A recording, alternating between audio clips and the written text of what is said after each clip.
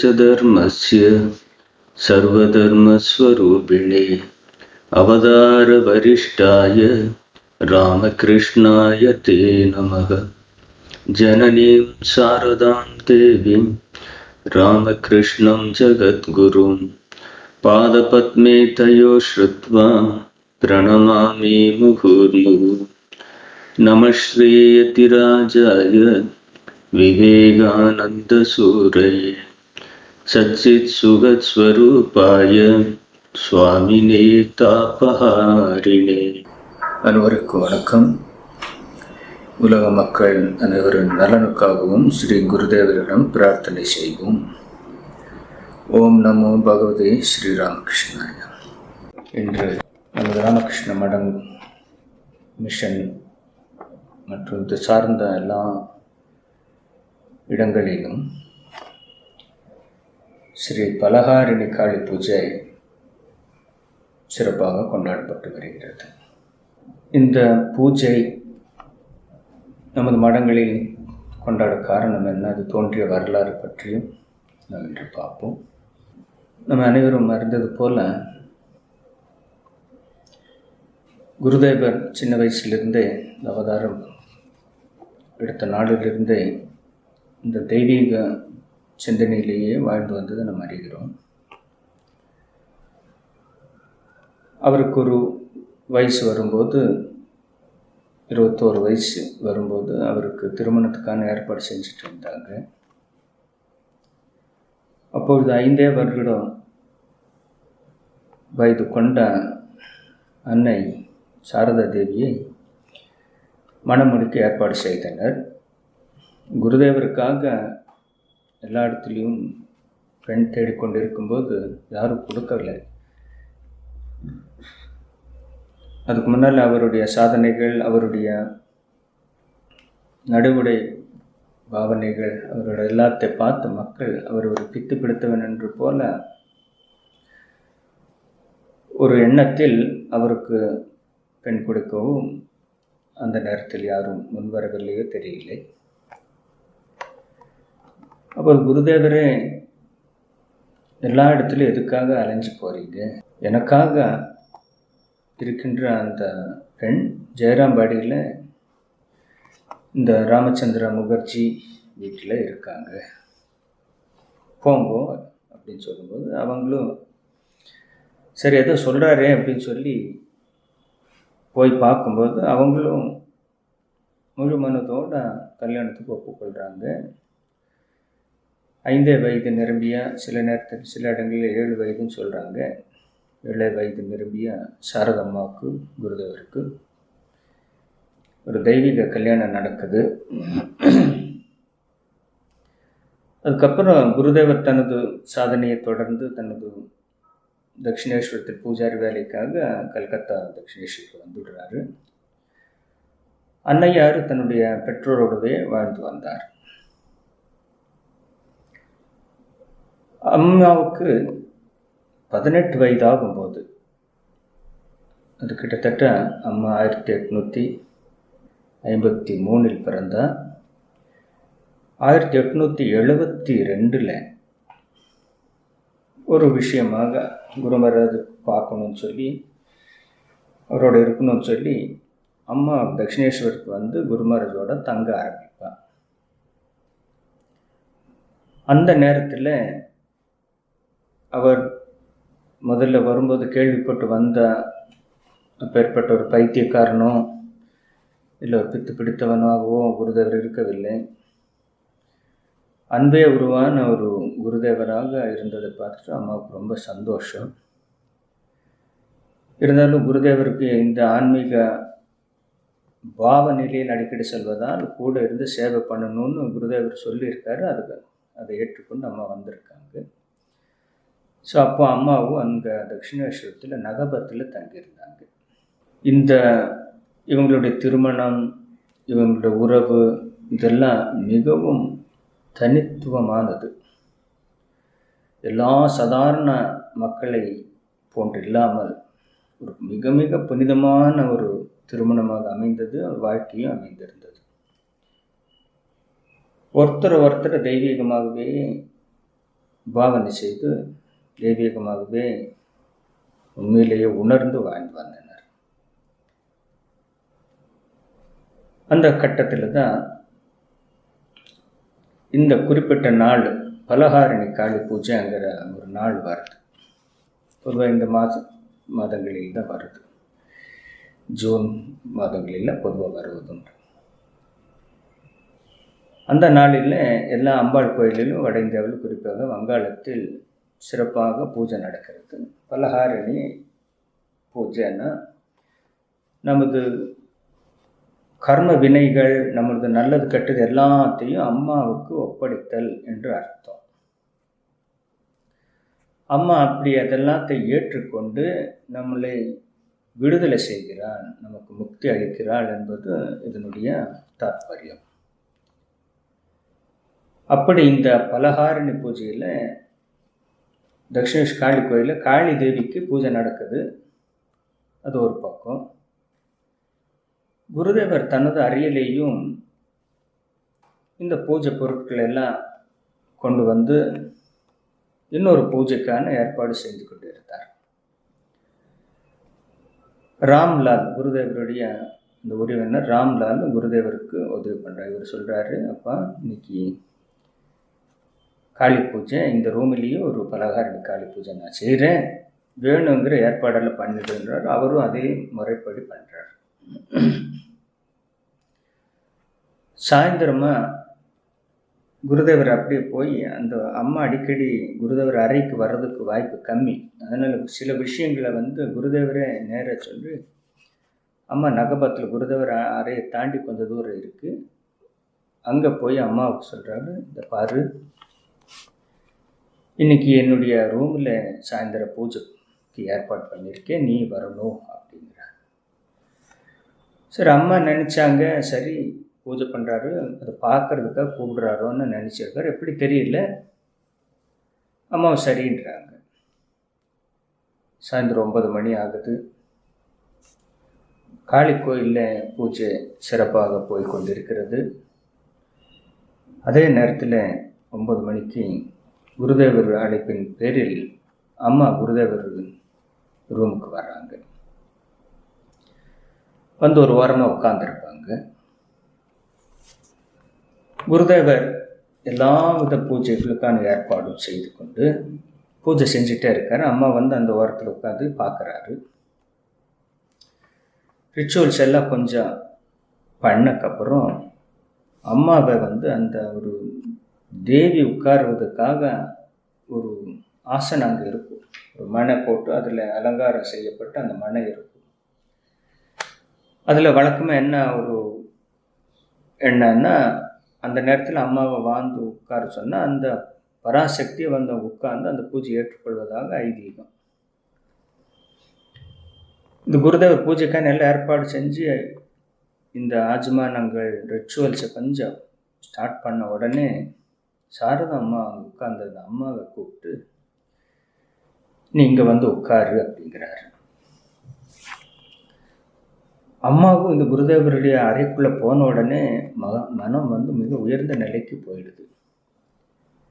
குருதேவர் சொன்ன உடனே தண்ணி அறியாமல் அதே இடத்துல குறிப்பிட்ட இடத்துக்கு போய் அம்மா உட்காடுறாங்க. உட்கார்ந்த உடனே குருதேவர் வழக்கமாக ஒரு சிலையை வச்சோ இல்லை ஒரு ஃபோட்டோ வச்சோ எப்படி பூஜை பண்ணுறோமோ, ஒரு இரவு முழுவதும் பூஜை பண்ணுறோமோ, நம்ம காளி பூஜை நாளெல்லாம் நம்ம பார்த்துருப்போம், நிறைய பூஜைகள் எல்லாம் பண்ணுவோம் உண்டு. அதே போல் இவர் பூஜை பண்ண ஆரம்பிக்கிறார். 16 ஐட்டங்கள், 16 பொருட்களை வச்சு 16 வகையான பூஜை.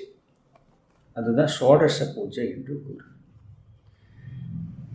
இந்த ஷோடச பூஜை என்னன்னா, அம்மாவுக்கு பராசக்தி தெய்வீக வடிவங்களில் இந்த சோடசி உருவமும் ஒன்று. நிறைய இருக்குது. அம்மாவுக்கு காளி இருக்குது, பத்ரகாளி, மானசா, அந்த மாதிரி ஒவ்வொன்றும் இருக்குது. ஏகப்பட்ட பேரில் அம்மாவை வழிபடுவது உண்டு. அந்த வகையில் சோடசி என்கிற உருவமும் அம்மாவுக்கு, அந்த பேரும் அம்மாவுக்கு இருக்கிறது. அது காலகாலமாக சாஸ்திரங்கள் குறிப்பிட்டு அந்த பூஜை நடந்துகிட்டு இருக்கும். அந்த விஷயம் என்னன்னா, 16 வயது நிரம்பிய ஒரு சிறுமியை தேவியாக பாவித்து பூஜை செய்வது 16 வகையான பூஜை பொருட்கள் மூலமாக. இங்கு அம்மாவுக்கு இப்போ பூஜை நடக்குது. அம்மாவுக்கு வயது 18. பூஜை நடக்குது. ஒவ்வொரு பூஜைக்கான ஏற்பாடு செய்யப்பட்டிருந்து வச்சு அது தடுத்து முதல்ல அந்த தெய்வத்தை நீராட்டுவது போல ஒரு பாவனை, அப்புறம் எல்லாமே தொடச்சி விட்டு சந்தனம் குங்குமம் இடுறது, பூ போடுறது, மாலை இடுறது, அப்புறம் அந்த தீபம் தூபம் ஆரத்தி காட்டுறது அப்படின்னு ஒவ்வொன்றுமே செஞ்சு கடைசி நைவேத்தியம் கொடுக்கணும். அதுவும் நைவேத்தியம் பல முறை நைவேத்தியம் கொடுக்க வேண்டியிருக்கும். நைவேத்தியம் ஊட்டுறாரு. அம்மா எல்லாத்தையும் ஏற்றுக்கிறாங்க. வழக்கமாக அம்மா ரொம்ப ஒரு கூச்ச சுபாவம் உள்ளவ. அன்னைக்கு அந்த பூஜை நடக்கும்போது அம்மாவுக்கு எதுவுமே தெரியல. குருதேவர் அவ்வளோ ஒரு ஸ்ரத்தையோடு பூஜை பண்ணிட்டுருக்காரு. அம்மா அதெல்லாம் தேர்த்துக்கிட்டு இருக்காங்க. பிரசாதம் நைவேத்தியம் கொடுக்குறாரு, நீர் கொடுக்குறாரு, எல்லாத்தையும் அம்மா ஏற்றுக்கிட்டே இருக்காங்க. பூஜை ரிப்பீட்டட்லி போயிட்டே இருக்கு. ஏன்னா 16 வகையான பூஜைகள். 9 மணிக்கு ஆரம்பித்த பூஜை தொடர்ந்து போயிட்டே இருந்து காலையில் அதிகாலை 3 மணி 3:15 வரைக்கும் பூஜை தொடர்ந்து போயிட்டுருக்கு. ஸோ அந்த பூஜை நேரத்தில் 2 பேரும் தங்களை மறந்து உயர்ந்த நிலைக்கு சென்றிருக்கிறேன். இந்த அம்மாவும் சொல்லுவாங்க, அது எனக்கு தெரியவே இல்லை, நானாகவே இல்லை அந்த பூஜை நேரத்தில். குருதேவரும் அதே தான் சொல்கிறார். பராசக்தி ரூபத்தில் தான் பூஜை நடந்தது. இந்த சோடசி பூஜை, பலஹாரணி பூஜை அப்படின்னு. அந்த பூஜை அவ்வளோ சிறப்பாக நடந்து கடைசியாக குருதேவர் இந்த அம்மாவுக்கு இந்த எல்லாத்தையும் இந்த பூஜையினுடைய பலன் எல்லாத்தையும் அர்ப்பணிக்கிறார். ஒவ்வொன்றா அர்ப்பணிக்கிறார். அம்மா இந்த பூஜையினுடைய பலன் வழக்கமாக ஏதாவது ஒரு யாக யக்னம் பண்ணால் அதனுடைய பலனை அந்தந்த தெய்வங்களுக்கோ இல்லை நம்ம எந்த தெய்வத்தை நினச்சி பூஜை பண்ணுறோமோ அந்த தெய்வங்களுக்கு சமர்ப்பணம் பண்ணுறது. குருதேவர் இந்த பூஜையின் பலத்தையே அம்மாவின் பாதத்தில் ஒப்படைச்சி வீழ்ந்து வணங்குறாரு. மறுபடியும் வீழ்ந்து வணங்குறாரு. அம்மா, நான் இத்தனை காலம் செஞ்ச இந்த தவத்தின் பலனையும் உனக்கு ஒப்படைக்கிறேன். அங்கே வெறும் சாரதாமா இல்லை, அங்கே பராசக்தி இருக்கிறதா நினச்சி கொண்டு. குருதேவர் நம்ம எல்லாம் தெரியும், அவ்வளோ ஒரு தபஸ் பண்ணியிருந்தார்.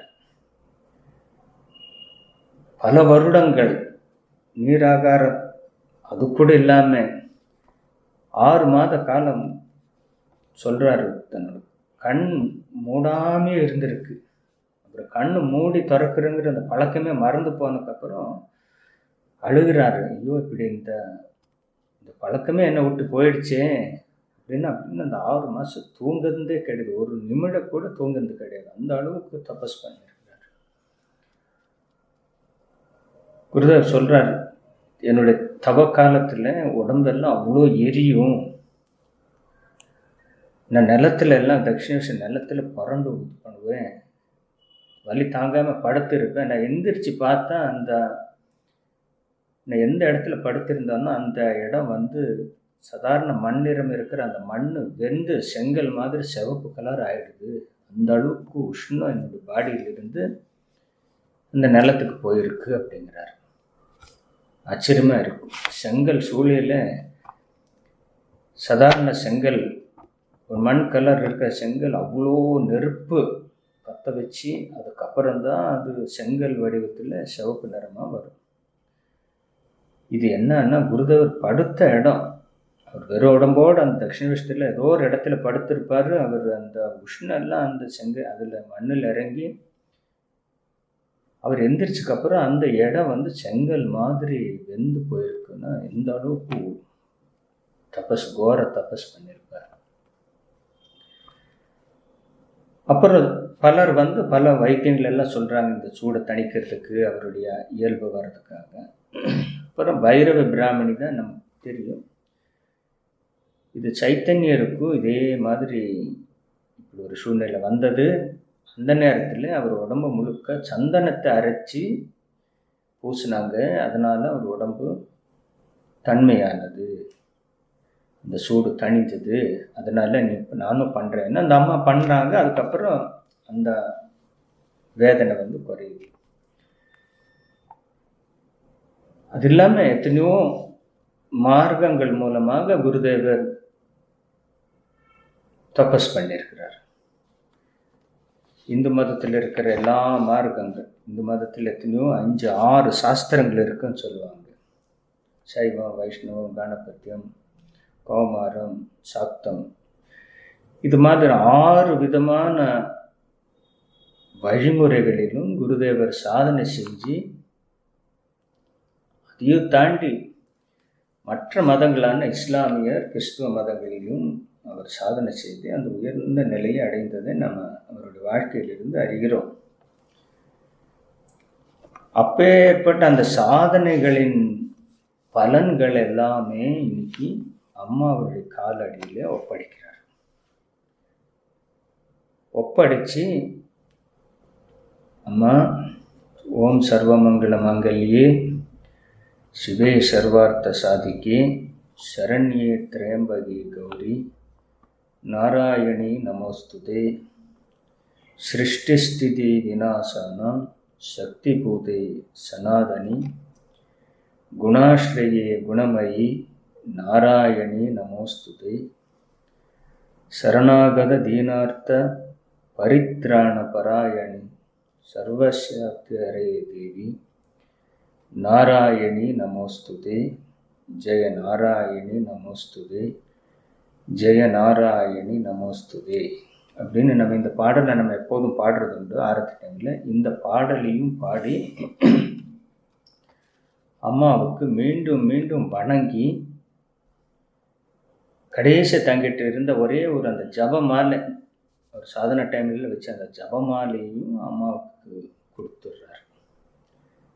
கொடுத்து மீண்டும் வீழ்ந்து சாஷ்டாங்கமாக வீழ்ந்து வணங்கி அம்மாவுடைய அருளை எதிர்பார்த்து, அம்மா எல்லாத்தையும் ஒப்படைச்சிட்டேன், எது நல்லதோ பண்ணுங்க அம்மான்னு சொல்லி வீழ்ந்து வணங்கி பூஜையை சமர்ப்பணம் பண்ணுறாரு. அம்மாவும் அது எல்லாத்தையும் ஏற்றுக்கிறாங்க சாரதாம்மா.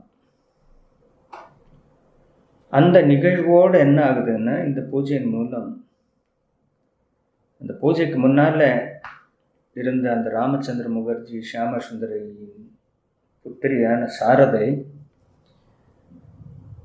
அந்த ஒரு ஸ்தானத்தில் உட்கார்ந்தவள் இந்த குருதேவருடைய பூஜைக்கு அப்புறம் எல்லாத்தையும் ஏற்றுக்கொண்டதுக்கப்புறம் புனித அன்னை ஒலி மதராக வெளியில் உலக அன்னையாக மாறுகிறாள். அப்புறம் சொல்கிறார் குருதேவர், இந்த சக்தியை வைத்துக்கொண்டு இந்த உலகத்துக்கு நீ நிறைய நல்லது பண்ணணும், எல்லாமே உன்னுடைய ஆணையின்படி, உன்னுடைய கட்டளைப்படியே இது இயங்கும், எல்லாத்தையும் எனக்கு ஏற்றுக்கொண்டு எனக்கு எது நல்லதோ அதை பண்ணுன்னு அம்மா கிட்ட சொல்கிறார். எல்லாத்தையும் கொடுத்து இப்படி ஒரு கட்டத்தில் விவேகானந்தருக்கு காலமாருக்கு முன்னால் இருக்கிற மற்ற சக்திகள் எல்லாத்தையும் கொடுத்துட்டு, நரேன், இன்னைக்கு நான் என்கிட்ட இருக்கிற எல்லா சக்திகளையும் உனக்கு கொடுத்து நான் பகீர் ஆயிட்டேன், பிச்சைக்கார ஆயிட்டேன்னு சொல்கிறார். பிற்காலத்தில் 1886 இது இந்த நேரத்தில் 72 அம்மாவுக்கு இது எல்லாத்தையும் ஒப்படைச்சுக்கிட்டு, அம்மா இது இந்த சக்திகளின் மூலமாக உலகத்துக்கு நீ நல்லது பண்ணணும் அப்படின்னு சொல்லி அந்த சோடச பூஜை நிறைவு செய்கிறாரு.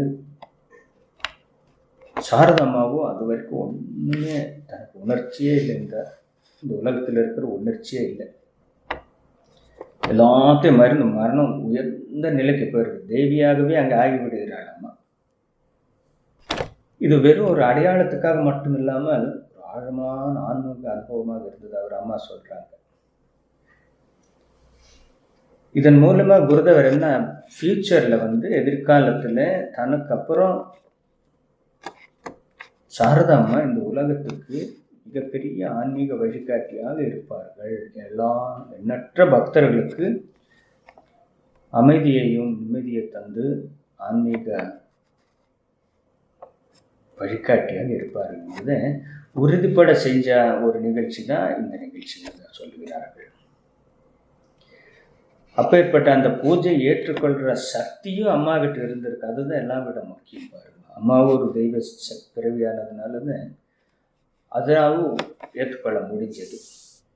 அப்படி தெய்வீக பூஜை அன்னைக்கு நடந்ததுக்கப்புறம் அதுக்கப்புறம் 3 மணி 3:15 ஆயிடும். அம்மாவுக்கு ஒரு சைகை பண்ணுறாரு, எல்லாம் முடிஞ்சிடுச்சு அம்மான்னு சொல்கிறாரு. அம்மா மெதுவாக எந்திரிச்சு தனது அறைக்கு சென்று விடுகிறார். அதுக்கப்புறம் அந்த ராம்லால் அந்த பூஜை பொருட்கள் நைவேத்தியத்தில் எடுத்து போகிறார். ஸோ இந்த நிகழ்ச்சிக்கு அப்புறம் ஒரு குறிப்பிட்ட காலத்துக்கு அப்புறம் நமது மடங்களில் இந்த பலகாரணி காலை பூஜையில் இந்த சோடசி பூஜை நடைபெறுவது உண்டு. ஸோ இதனுடைய முக்கியத்துவம் என்னன்னா, இந்த நல்ல நாளில் நமது கர்ம வினைகள் கர்ம பலன்கள் நல்லதோ கெட்டதோ எல்லாத்தையும் அம்பாளுக்கு சமர்ப்பணம் பண்ணி நமக்கு எது நல்லதோ அந்த வழியை காட்டும் சொல்லி பிரார்த்தனை செய்கிற ஒரு நிகழ்ச்சியாக இது அமைகிறது. அதுதான் நம்முடைய மடங்களிலும் இன்றளவும் கடைபிடித்து வருகிறது. ஸோ இந்த நல்ல நாளில் மக்கள் தமது வீடுகளிலும் இந்த பூஜையை எந்த அளவுக்கு முடியுமோ செஞ்சு, சாரதாம்மா ஃபோட்டோ எல்லா வீட்லையும் இருக்கும், பூஜையை வச்சு நம்ம பூஜை பண்ணி முடிஞ்சவங்க மடத்துக்கு மடத்து பூஜையில் கலந்து கொண்டு பார்க்குறவங்களும் ஆன்லைனில் பார்க்க முடியும், அந்த வாய்ப்பு இருக்குது. இந்த பூஜை நாளில் நாமும் நமது வாழ்க்கையின் எல்லா நலன்களும் ஏற்பட இந்த பலகாரணி காளி பூஜை நாளில் திருமூவரையும் காளி அன்னையையும் மீண்டும் மீண்டும் வணங்கி அவர்களுடைய அருளை வேண்டுவோம். அவர்களுடைய கருணையால் நமக்கும் அந்த அனுகிரகம் கிடைத்து நாமும் உயர்ந்த நிலையை அடைவோம். எல்லாருக்கும் வணக்கம். ஓம் சாந்தி சாந்தி சாந்தி. ஹரி ஓம் தத்சத். ஸ்ரீ ராமகிருஷ்ணார்ப்பணமஸ்து.